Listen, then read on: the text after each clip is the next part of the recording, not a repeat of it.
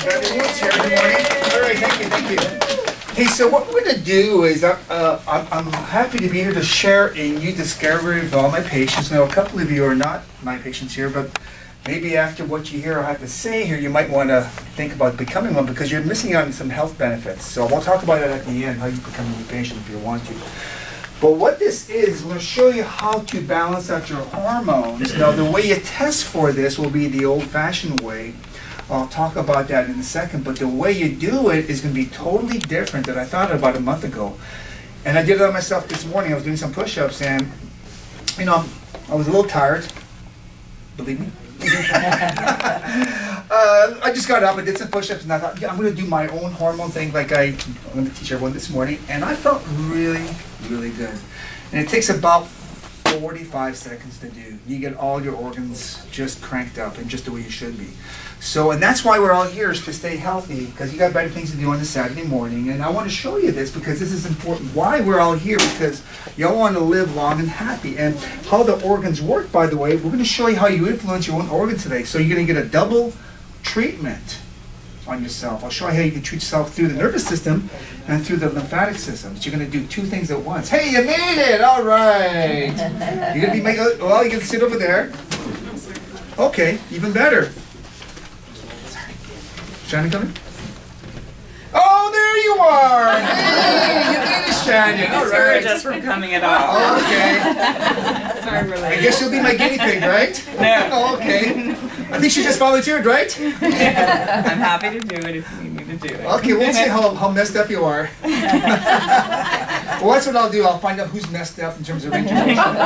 So we'll see. He knows I'm messed up. But that's what we'll be doing, is how to influence your organs. But that's how this chart works. You know, you see this. You see how when the brain sends the messages to the organs, and that's how the body works. You stay healthy by getting brain impulses from the brain to the organs. And with this misalignment, we call these subluxations. It interferes with the brain impulses to these organs. And that's how you get symptoms, and eventually you will get disease. So that's how you stay healthy and live long and have a great life. It's by making sure you have no subluxations in your spine. And so when you see this chart, you can say, yeah, you know what? I can see that. That makes sense. This is from an anatomy book. It really is. And sometimes people will ask for proof. I'm going to give you lots of proof today because, well, first of all, 1/3 of the United States, this is a public fact. It's not my opinion. 1/3 of the people will die of a heart attack. That's a lot of people. And how many of my patients that I know have been under continual care have died from a heart attack? How many? Zero. Not a third. And 1/3 of the United States population will die of some sort of cancer. I mean, even at a young age. I mean, that's terrible. I can think of one person that may have, I'm not sure if he had cancer in his jaw, but maybe one, but not 1/3 of my patients have died of cancer. And so, how about real proof? I had this lady come and she wrote me a nice testimonial with her own handwriting. She had, anybody heard of macular degeneration?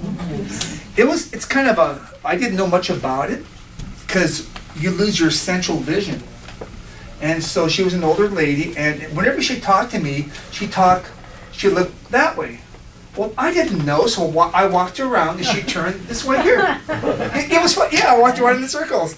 And I didn't know any better because I didn't know what macular degeneration was at the time. This is a little while ago. So she fell and she hurt her neck, and then I started working on her right side of her neck. And then she told me like about a month later, you know, Doc, I think my vision's coming back. Mary, are you sure? No. You know, she's kind of in denial. But you know what? It did come back because she was talking to me face to face, and here's what she said. Can now see better and talk to them directly, make eye contact while speaking. And this is in her own handwriting. So when I say these things, I'm not making these up. The spine does work when the nervous system does work when it's in proper alignment. So that's what this is all about, staying healthy. So who is a good reader here? Arthur, you look like you're a good reader. How would you like to turn on to the first page? Here's what Thomas Edison said in 1880. Would you like to read that for us, please? The doctor of the future will give no medicine, but will interest her or his patient in the care of the human frame, in a proper diet, and in the cause and prevention of disease. Thomas Edison. Yes, and see, the human frame, he was talking way ahead of his time. I mean, the human frame is what we're talking about, the spine, pelvis, and structure, and cranial bones. And if you see that little diagram there with the triangles and circle, can you read that excerpt under there, please? That's who had said that was Dr. George Goodhart. He founded applied kinesiology in 1964. Can you read what he said?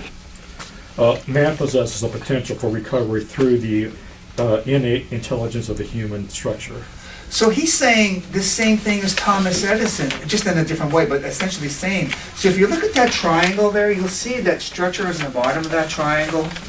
And it's not like a coincidence, is there? It's there for a reason, because you have mental and chemical there. So everything will hinge on that structure. So when something goes wrong, it always trickles down to structure. In other words, for example, let's say you're not taking the proper supplements and you'll have a calcium deficiency, for example. Well, your muscles in your spine and your neck really depend on adequate levels of serum calcium levels. So when it's low, by the way, that's very common. It's extremely common. That's why so many people have back problems. When that happens, the muscles tighten up and they pull things out of place, causing those subluxations, you see. So that chemical imbalance trickles down to structure. I mean, it's that simple. It happens all the time. That's why we do electronic testing.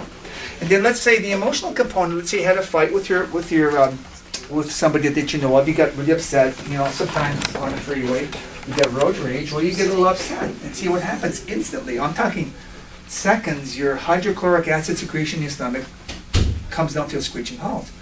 Well, again, that causes that flip-flop of that side of the triangle. You get the deficiency in that calcium and other minerals, and you get tight muscles, and then before you know it, your spine's out of alignment just because someone gave you the gesture on the freeway. and that's what we're trying to do, is try to figure out how to fix all this. So when you see these circles around that triangle there, nerve is in, neurolymphatic is what we're going to, so we're going to be doing two things today, nerve and neurolymphatic. The NV is neurovascular, CSF, and cerebral spinal fluid, and AMC is acupuncture meridian connector. So what we're going to do here is, if you look at the second page here, this is a really neat diagram. And I'll tell you, there's a trick to this thing here. These are Chapman reflexes. I highlighted 3 or 4. 95% of you will have the adrenal reflexes positive. 95. I'd be surprised if 100% didn't have this. I don't want you to test all 4. Pineal is a bonus.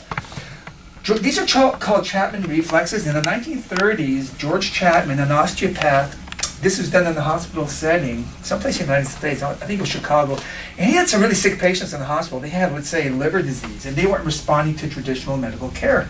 He found out every single one of them had a nodule on the 5th intercostal space on the right. Every one of them did. So he didn't know what he was doing. He started rubbing these things out like crazy. And, you know, hard digital pressure was very painful. Guess what? These people started getting better. He goes, what am I doing? He didn't know. He had no clue what he was doing. He found out people with ulcers, severe ulcers, had really tender nodules, 100% of them on the left side of the chest at the 6th intercostal space. And so he started rubbing these out because these were not responding to medical care, and their ulcers started getting better. So he mapped out this whole area you see on here. So what he's doing, he was actually draining the lymphatics from those particular organs. And so if you learn anything today, the 2 major reasons why an organ isn't working right, whether it's hyper or hypo, under or overact, is because the lymphatic drainage is stuck to that organ. That's one of the main reasons. The other reason is, of course, because there's a nerve problem going to that organ.